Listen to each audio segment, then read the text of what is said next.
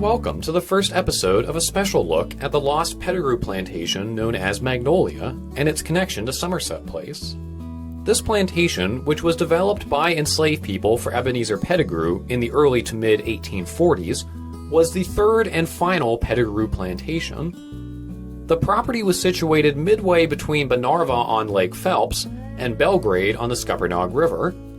Today we're standing near the site of the Magnolia Plantation House, which was located in the field you see here on the west side of the Banarva Canal.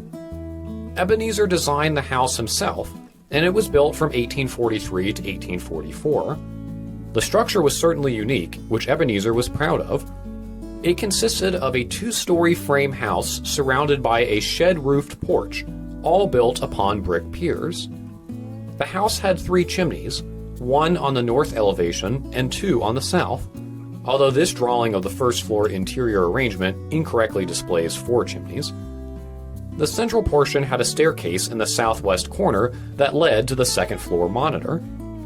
According to a 20th century architectural report, quote, "The central section roof is not flat, but actually a gentle arc supported by one-piece timbers some 20 to 30 feet in length, which are curved like the ribs of a ship," end quote. There is also a roof deck enclosed by a balustrade, and according to tradition, quote, "extravagant Gothic-inspired gargoyle effects and battlemented features around the edge of the lower shed roof," end quote.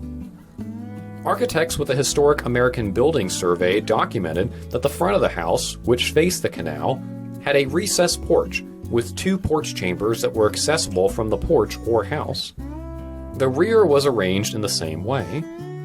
When Ebenezer moved into this house in 1844, he already had a strained relationship with the Collinses at Somerset Place, most of which stemmed from what he perceived as different worldviews. Ebenezer viewed himself as a man of modest means, despite the substantial wealth he derived from enslaved labor.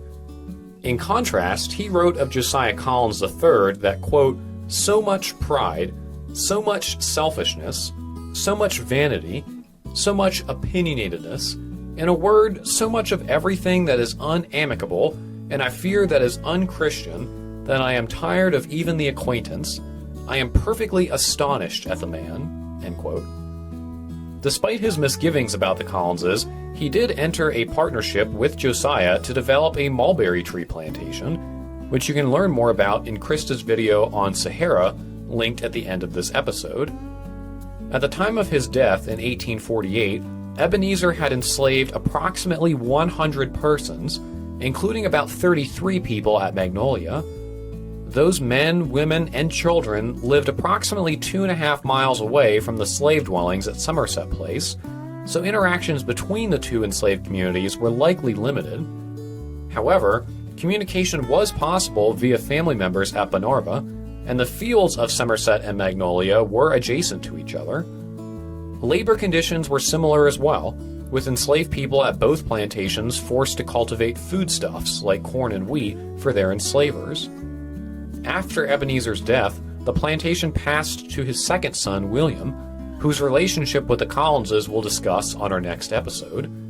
We'll also cover what happened to Magnolia during and after the Civil War, including another unique connection to Somerset Place. Until then, don't forget to subscribe and ring that bell for notifications. Thanks for joining us.